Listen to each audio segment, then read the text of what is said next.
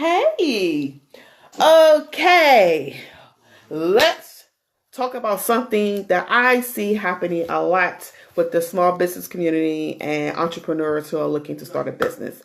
And that is the wasting of the most important thing that we all have, the thing that we hold dear to us, and that is time. It's the one thing that we cannot get back. There's a quote that says, there's a debt that all men pay, and that debt is death. And the one thing that all men fear is that they will not live their best life by the time that they die. That being said, the only valuable thing that you really have in life isn't money, isn't gold, isn't silver. It isn't how many drinks can you take in a night. It isn't partying until the sun comes up and not getting any sleep. It isn't the idle things that we worry about, the fancy cars, the houses, none of that. It is quality time with the people that we love, doing the things that we love. That is what matters the most. Yet, when we get into business and we decide, you know what? I want to enlarge my territory. I want to expand my view of the world. I want to set my family on a new trajectory and start something fresh. I want to do something that is going to inspire generations and cause people to be changed by what I'm doing and who I am and all these great, fantastic things. And so we start brainstorming all these ideas on how we can make it happen, how we can generate the cash flow, and how we can just move ahead full speed. And we never sit down to really focus on the type of activity we are participating in. And that is the most important. So here's what I propose to you as somebody who has done this, who has been on this journey for quite a while, who has been one of those people who have experienced the wasting of time on activities and to-do lists that I thought were super important to complete and finish, and then found out later that actually I was wasting my time on stuff that was not going to make me any money. Stuff that I could have delegated to a virtual assistant to make me more money. And that's the problem that I see happen. It's a trend that's happening with lots of business owners, especially newbies. And so I'm going to give you 3 practical tips that you can use right now to get more time in a day, to get your time back, so that you are standing in more control, you have more ownership over your day, and you don't feel guilty at the end of the day like you spend more time at work and you put your family on the back burner. I don't want you to feel that way. So the first thing that I've noticed that makes the biggest difference is having self-imposed time restraints. What that means is you need to set up a schedule. You need to prioritize how you are going to spend your day. You need to prioritize how you're going to spend your week. You need to carve into the schedule times for you to do all of the fabulous things that make you feel just that fabulous. So if it's waking up at 8 o'clock in the morning and going for a run or doing yoga, that needs to be in your schedule. If it's hitting the gym at 4 in the morning and then coming home, showering, meditating, and going to deep prayer and then having breakfast, put that in the schedule. If it's having 15 minutes to just listen to motivational videos to get the juices going, put that in a schedule. But you need to have a schedule in place to help you navigate where you should be spending your time throughout the day. It's just like when you're dealing with the arena of money. If you don't make a plan for your money, I guarantee you somebody else will. It will be a politician, honey. It will be your IRS planning your taxes for you, honey. The government, hello, government shutdown. Let's not go there, though. I promise you, though, if you do not plan your day, like you, or your money, for that instance, somebody else will. There will always be something that will pop up in a day and steal your attention away. If you don't believe me, look at the last time we've had a community that was pushed out to basically make way for an upper wealthier class. Has anybody heard of gentrification?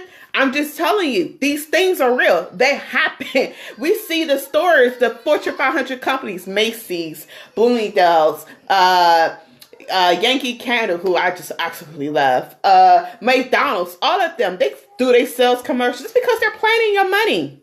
They're, especially around the holiday season. Oh, they're really planning your money then. And they get into high gear with no shame. So the same thing also applies to your time. You need to plan your day. Write it out step by step. If you decide, you know what, I don't want to work certain days, that needs to be mapped out, because it may require that on other days you do more work, you work, or that you have more carved into your schedule for that particular day. So instead of working maybe 6 hours, you may be working 8 or 9 hours. It just depends on what the workload is, what is required of you, what the expectations are. Don't get caught up in the hype that says you have to pay your dues. No, work smart. You may be in a season of your life like I am, where I have a 3-year-old and a 1-year-old. I can't sit around for 12, 15 hours just working. A couple of years ago, I could do that with no problem and not sleep and not eat and be good. Now, if I did that, my stomach is growling, I'm cranky, I'm irritable, I'm sleep deprived. Like, I don't have that same type of capacity for various reasons. So you have to also understand where you are, what situation you're in, and what it is you can and cannot give. So that's number one. Self-imposed time restrictions. Get yourself a schedule and figure out how much time you have for each one. The second thing I want to tell you, when you make your to-do list of all the things you think you need to do, go ahead, go to Walmart or Staples, get you one of these little yellow pads, these little legal yellow pads right here, and write down on your legal pad all the things you think you need to do.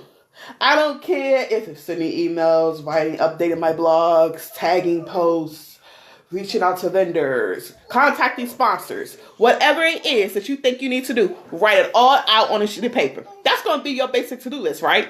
But then what I want you to do, this is the part that most people don't do, is go through it and highlight the top 3 most important tasks for that day.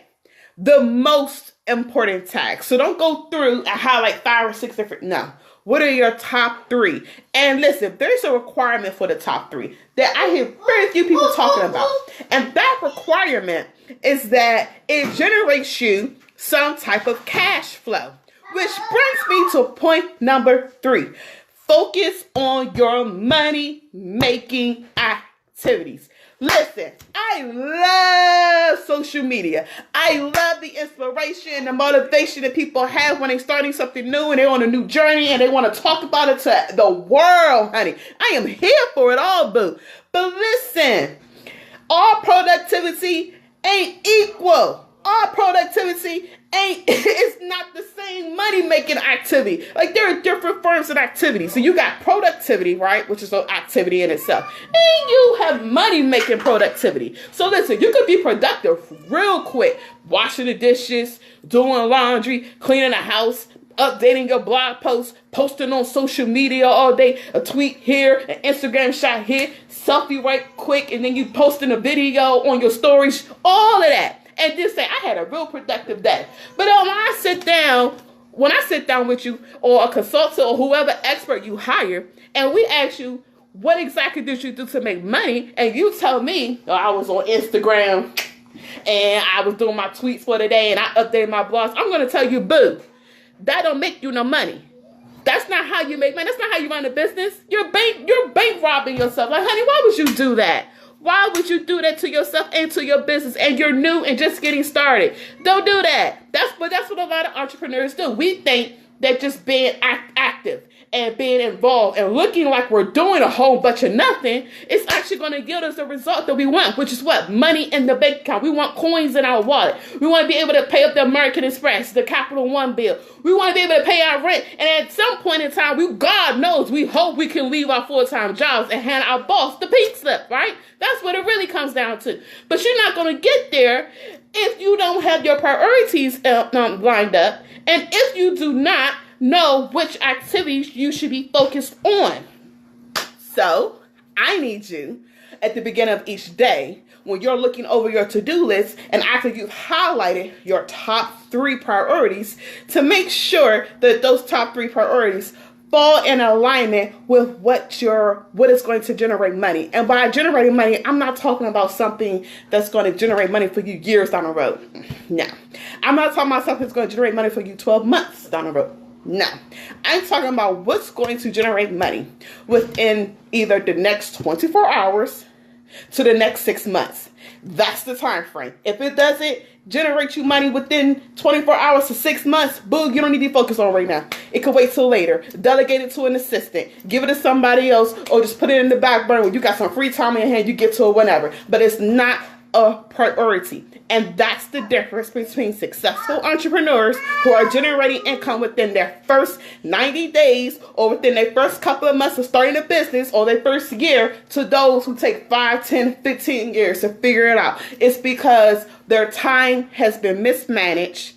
And actually, I shouldn't even call it time management. We should call it task management, because that's really what it is. You're mismanaging your task, and you're not putting yourself in a time restricted schedule to get it done by a certain deadline where you're focused on it. Because remember, what you focus on expands. So if you're dead focused on one activity for a certain number of hours, I don't care if it's just 2 to 3 hours a day, that's all you have to run your business. If you're focused, you could get more done within those 2 to 3 hours than you could having an 8 to 10 hour day to yourself. I promise you, I don't make this stuff up. I've seen it happen over and over again. I make more money when I'm focused and I know what I need to be doing to generate more money than I do just having a whole bunch of stuff to do. So, those are your top 3 points for today. Thank you, Isabel. Let me know what you, how you like this. Let me know if I can help you. And listen, if you need help, one-on-one guidance, if you need somebody who could show you how to run your social media, hit me up. Schedule a free consultation. It'll only take about 30 minutes of your time, depending on how much time you have, because sometimes I get a little long-winded. I like to give more than what I probably should give. Well, actually, I get to give as much as I like to. So sometimes they can run an hour. But listen, it's a free consultation where I work with you specifically to see if we're a good match and to see if I can help you boost those sales, boo, and get the people on your page. Mwah. I love you. Take care of yourself, guys.